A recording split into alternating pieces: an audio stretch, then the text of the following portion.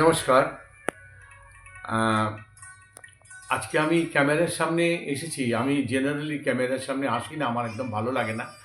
তো আজকে আসতে বাধ্য হয়েছি। এমন একটা বিতর্ক বিষয় নিয়ে আমার কাছে এসেছে আমার খুব প্রিয় কাছের সব্যসাচী চট্টোপাধ্যায়। ও আমার দাদারই ছাত্র, আ পণ্ডিত শ্যামল বোসের। তারপরে এখনও আমার কাছে শেখে। বিষয়টা এমন একটা বিতর্ক বিষয় নিয়ে আমার কাছে এসছে, তো আমি বাধ্য হয়েছি ক্যামেরার সামনে আসতে। কারণ আ বিতর্ক হওয়া খুব ভালো। তর্ক হওয়া দরকার। তার কারণ তর্ক না হলে, বিতর্ক না হলে ঠিক সিদ্ধান্তে পৌঁছানো যায় না। সিদ্ধান্তে আসা যায় না। সুতরাং খুব ভালো হয়েছে এই বিতর্ক হয়েছে। বিতর্কটা কী দিয়ে? না, শিপ্রা বসুর গাওয়া একটি গান, শ্রদ্ধেয় পণ্ডিত সুকুমার মৈত্রের সুরে এবং পণ্ডিত সুনীল বরণের সুরে, এই কথায় এই গানটা তৈরি হয়েছে। এই গানটা কন্ট্রোভার্সিটা হয়েছে কি না, এটা গোবিন্দ ঘোষের সুর না এটা সুকুমার মিত্রের সুর। তো প্রথমেই বলে রাখি, প্রথমেই আমি একেবারে সত্যটাই বলে দিই। সেটা সত্যটা হচ্ছে যে হ্যাঁ, এই গানের সুরকার হচ্ছেন পণ্ডিত সুকুমার মিত্র। এইবারে গানের সম্বন্ধে দুটো একটা কথা বলতে হয়। কেন এই ধরনের কন্ট্রোভার্সি হলো? তার কারণ হচ্ছে এই গানটা খুব পুরনো একটা সুর, সুকুমার দার করা, একটা গজল টাইপের ছিল। তো এই গানটা তখন সুকুমার দা মানিকতলায় থাকতেন। ওই গির্জা, ওই একটা মসজিদ আছে তার পাশের গলিতে। এটা অনেকে জানে, অনেকে জানে না। যাই হোক, তো ওইখানেতে বসে আমার গানটা শুনে আমার খুব ভালো লেগেছে। এবং সুকুমার দা এটাকে বাংলা ফরম্যাটে করো না। তো বলল, তুই তুই একটু বল কী করা যায়? আমি যে, তুমি তাহলে সবচেয়ে আগে না, তুমি গানটা তো একটা লেখা দরকার, সুরটা তো একটা মোটামুটি একটা স্ট্রাকচার তো তুমি করে রেখেছো, করাই আছে, তুমি ডাকো না। তো আমরা তখন আমাদের খুব শ্রদ্ধেয় এবং খুব কাছের প্রচুর গানের সুর, আমারও অনেক গানের কথা লিখেছে সুনীলদা, এবং সুকুমার দত্ত লিখেছে, সুকুমার দার বন্ধুও ছিল।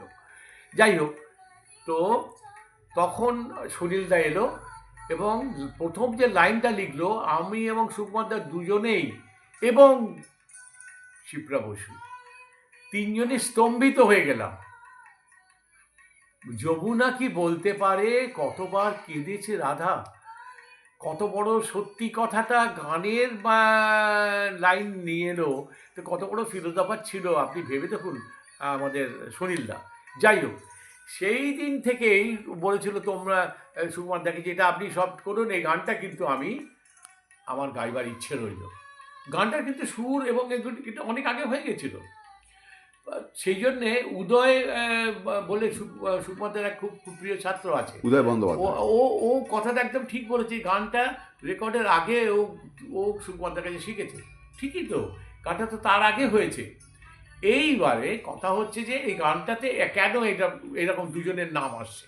ওই যে বললাম, আমি এর মধ্যে দু তিন আনা মাথা দিয়েছিলাম, হয়তো সেটা দু একজন জানে, সেই জন্যে এরকম কন্ট্রোভার্সিটা হচ্ছে, কিন্তু আসলে তা নয়। মূলত প্রধান সুরস্রষ্টা এর গানের আমি বলছি একমাত্র জীবিত, এখন বৌদিও বেঁচে নেই, সুকুমারদাও বেঁচে নেই, সুনীলদাও বেঁচে নেই, শিপ্রা বসুও নেই।